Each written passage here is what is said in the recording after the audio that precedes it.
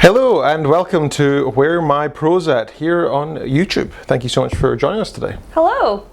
Welcome back, guys. If you have been keeping up with what we've been doing recently, we have been doing our normal show, which is where we read a book every week and then we discuss it. But we're also doing a series where we are watching several movies based on the books that we've read previously. So this week is I'm going to give it away, excellent film, To Kill a Mockingbird, which Gregory Peck, who plays Atticus Finch, actually won an Oscar for, and I think it was really well deserved.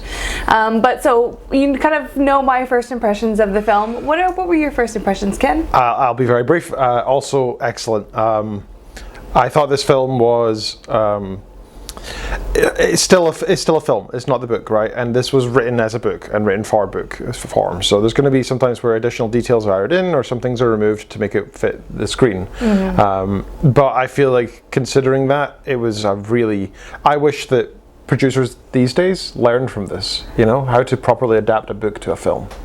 Yeah, I mean, well, there have been a few kind of good, I would say in recent years, good adaptations of books to film, but this one certainly takes the cake. I mean, it's, for me, I just think it's kind of like along the standard of It's a Wonderful Life, you know, Casablanca, Brief Encounter, that kind of classic.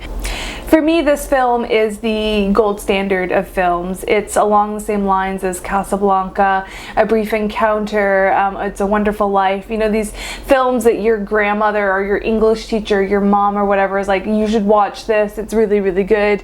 And you think, oh, it's black and white, it's gonna be too stodgy, it's gonna be too hard to get through. But I don't know, this film, like, it just made all the characters feel super real and fleshed out, and I think this is one of the films that accompanies the book so well. Like, you should watch the film and you should read the book. Book first.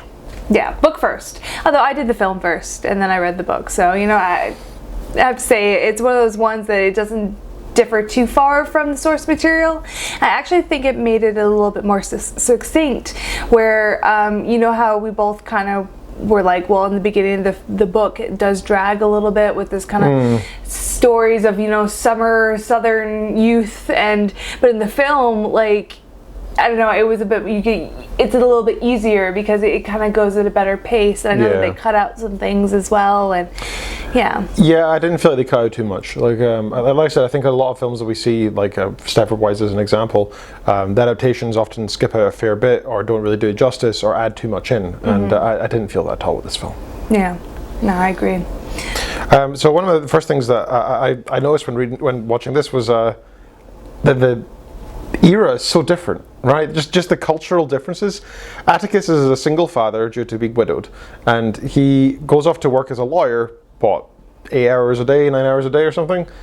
He just leaves, and his two kids that are like, how old are they? Yeah, but how old are the kids? Like, I think Scout's like 8, and yeah, it's like 8 and 10 or something. Yeah, like, so they're super young, and you know, he leaves them on the street as he's leaving, and they wander all around town frequently, and you know, they're not supposed to, but at the same time, nobody's watching them. Like, Cal's at home. You must have had that, though, growing up a wee bit in Glenrothes.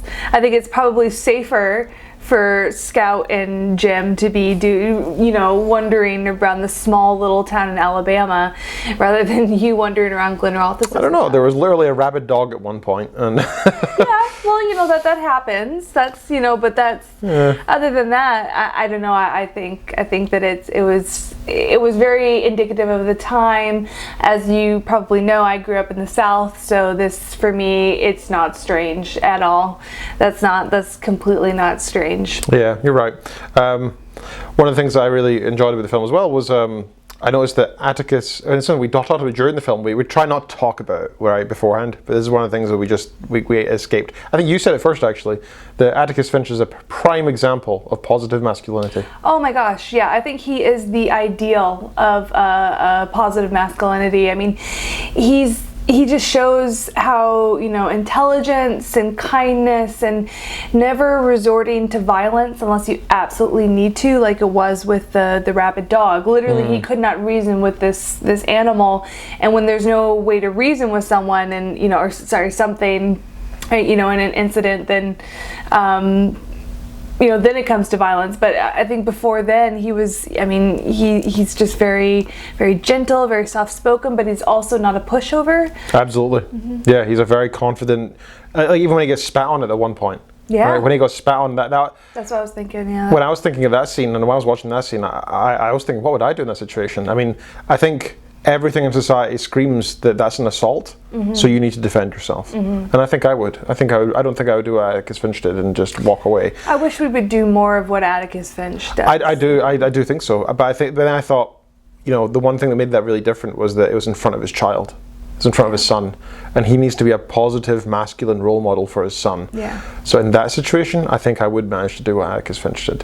I think if it was just me alone outside and somebody spat in my face, I would probably want to return the assault. But if you think about it, when Atticus did not return the assault of Mr. Yule, he made him just walking away made him look so small. Like he didn't just walk away though. He stared him. He stared him down. He's like, I know what you're doing. Yep. I acknowledge this. And then he walked. But you were beneath my rage. Yeah. You're beneath my anger. I think we're so quick to anger nowadays, and so quick to giving as good as we get. And I don't know. I would like to be more like Atticus. Yeah. It's a very stoic approach. It's very stoic. Oh yeah, I think he's a great example of positive stoicism as well. Yes. Yeah. Agreed. He always tries to do what's within his power, and he always tries to keep his emotions in check. Doesn't let them rule him. Even towards the end, when he's trying to, with reason with the lawmaker as to whether his son is going to be arrested and such, he's still trying to reason and find a way that can be the most beneficial and do what power he can exhibit. But in the end, he always keeps himself in check. Yeah. And I just think also with the film, the subject matter. I mean, the book alone is, you're like, I can't believe this was popular and this came out this day and age. But the film was a hit as well. And I think that there's a reason why this film is a cultural touchstone. This is where you can point and look at a point in our culture and our society and like, okay, things turned here. Yeah. Like this is things were definitely. Yeah, I thought that the cast overall was very well cast, right? I think all of the Scout. Yeah. Amazing. People always complain about children actors and actresses. Amazing. I think she won an Academy Award overnight. Like, wow. Yeah, like she was amazing. I mean, and Jim, who doesn't really shine so much for me in the book, I have to say Jim doesn't quite shine as much as he shines in the film. In the film, the little actor, oh my goodness, he was amazing. He was amazing. Very touching. Very touching, yeah. I think Scout especially stood out during the scene outside the courthouse, outside the jail, with Atticus standing stalwart guard against the vigilantes. I think that was beautifully shot as well, where it's just this kind of this darkness, and then there's just one light, and you could see Atticus sitting and reading. Yeah. And under this light, amidst all this kind of like dark, shadowy buildings, and I just think that sums it up. Yeah. He's doing his own little part. He's lighting his part of the world with kindness and intelligence and empathy, and there's so much to the film. You really, when you watch it, you feel like you're in the summer in Alabama in 1950. You feel the raw emotion of people. You just feel the connections that these people have from living in this town for so many generations. And I just think the whole thing is an absolute masterpiece. It's the kind of thing I think we would put in a capsule and send to space. To kind of like, I hope this is an example of the cultural movements within human society and how we can improve over time, and that there is hope. There was little things that Atticus did to show his positive masculinity as well. Like, for example, when he asked Cal to stay late to look after the kids while he had to go out. Oh, I love that. But then he drove her home at the end of the night. And also, he said, would you mind? Yeah. Are you, and then she was like, yeah, I wouldn't mind. He said, good, because, you're going to have to. Actually, I really need you to do this. Have to. It was still an ask. Yeah, it was still an ask, but it was like he was checking to make sure that she didn't feel too pressured, by saying, like, I really need you to do this. Can you do this? Because society would say that she has to say yes no matter what. Exactly. So his asking was very kind. Just small things like that, like knowing that she's a black black woman who's in his employ, who might not feel comfortable saying no, and to phrase it like that, even that is a small step in the right direction. And the fact that he, a white man, a lawyer who employs this woman, was willing to actually drive her home out of the goodness of his heart because he knew it was late at night and she already worked late. I mean, that's something that he didn't have to do. Society would have said that he was actually wrong to do that at that time. And it just shows what, again, a shining light in the darkness that he is. Gregory Peck, I think that was the role of a lifetime for him. He is Atticus. He is Atticus to me. And oh my goodness, those 3-piece suits and the horn-rimmed glasses. Yes. He was rocking it. Oh my goodness, yeah. Yeah, he looked good. Yeah, stylish. Very stylish. Yeah. The other thing I really liked about Atticus as well is that he also visited the accused wives. Like, what was the guy's name? John? Tom Robinson. Tom, not John. He visits his wife to update her on the situation frequently.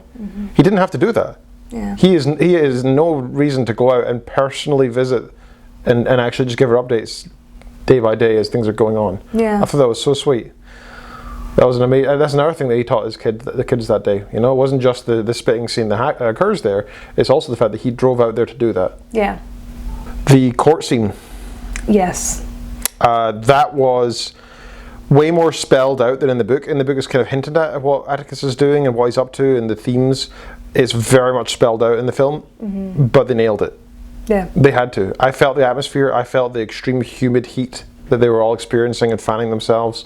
And did you know that courtroom, they built it based on the courtroom in the town where Harper Lee grew up? That's cool. So, like, what you're looking at is exactly how she would have envisioned it in the book, which is pretty awesome as well. That's pretty fantastic. And, you know, and there's something to be said about the visual, like, you know, when you read, like, okay, people, like, black people have to sit upstairs and white people sit downstairs, and there's this obvious segregation. Like, you know there's a segregation, you know what that looks like, but seeing it on the film, it just highlights how did we think that this was, like, ever an okay thing to do? Ever. Like, how they were raised that way. Every single person was. That's exactly what I'm saying. Like, oh, we were raised that way, or oh, that's how it's always been, or oh, this is my, you know, that's our heritage, our ancestry. Like, what? Yeah, the court scene was absolutely fantastic. The acting was amazing, both by Atticus, by Mr. Yule, by the victim. I can't remember her name, but the victim. What victim? The one who was raped. Oh, Mayella. And also the judge. They were all just fantastic. But mostly Tom. Tom did amazing. Yeah. He made me cry. His acting made me cry. Oh yeah, he should have won an Oscar. He deserved an Oscar. Amazing. Along with Atticus, both of them were fantastic. Yeah. I mean, to be honest, like, this is kind of a hard video to make because I think it would be easier for us to go through and, like, discuss what wasn't good in the film, which I can't think of anything really. Scout's pork costume wasn't exactly what I thought. It wasn't as funny as we'd hoped. It was funny, but not as funny. It was funnier in the book. The idea was funnier than seeing it. Yeah. But it's supposed to be bad, right? Yeah. So it's fine. Well, no, I'm just saying, like, it wasn't the pork costume I envisioned. Yeah. Yeah. So I feel like Boo Radley was also a fantastic character. I really enjoyed his plot points. I personally didn't really feel like the casting and the acting was up to what I expected from the book. I think I just had a different image in my mind. But he actually performed the task really well. And it was really sweet, that same line that's in the book, when Scout, like, takes his hand and walks him out and walks him home and everything. It's really sweet. Yeah. We were talking before about how you thought that there's sort of like a B plot to the film. Like, we were discussing how, you know, Boo Radley, how well he fits into the character, and, you know, how he looks kind of creepy and, you know, sickly, and, you know, that's the whole point of the character, is to look like someone you wouldn't want to leave your children with, but who they are really underneath. So, you know, it's not just about treating members of other races correctly, it's about treating everyone correctly. You know, even the creepy guy who, you know, well, this is what let's just take this with a grain of salt. This isn't within the world of Tequila Mockingbird. Yeah, so you really shouldn't implicitly trust the creepy guy. But what we're saying is that Atticus seems to have this view of the world that is a true view, and he sees the goodness in everybody. And he saw earlier on, and he said, "You don't bother Boo. Boo is a good man. You leave him be. You respect his privacy and his solitude." So I mean, that's another good point of the book is to have kindness and empathy for everyone, but to also know when to draw your boundaries. Like with Mr. Yule, Maella's father, like he could have easily just been like, when he first stopped him at the courthouse, I'm like, oh, you're not really going to defend him properly. He could have been like, oh no, of course not. No. Societal pressure is a big deal. Or even just to end the conversation, not really mean it. True. Atticus is very kind and gentle and up to a certain point, and I think that's true masculinity as well, is Absolutely. knowing when to be rough, when to be like, no, that's enough. That's I mean, well, not just masculinity, that's just for everyone, actually. Of course, that confidence and that knowing where to draw the line in your personal boundaries, that's an important lesson for all of us, and it's something that us Brits really struggle with, because I feel this innate urge to be as polite as possible at all times. And I know that when there's confrontation and such, I try to minimize it and be like, no, everything's okay.